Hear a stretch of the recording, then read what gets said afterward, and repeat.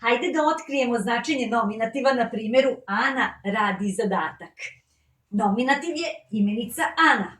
Radi zadatak. Ko? Ana. Značenje ovog nominativa je vršilac radnje. Ana vrši radnju. A služba u rečenici je subjekat. Pogledajte ovde, stavila sam primjer i za vokativ. U čemu je razlika? Razlika je sada kada dodamo zapetu. Pogledajte, ovde smo imali prezent. Ana radi, Ana vrši radnju, a ovde imamo Ana radi zadatak, imperativ, zapovedni način. Obratili smo se Ani.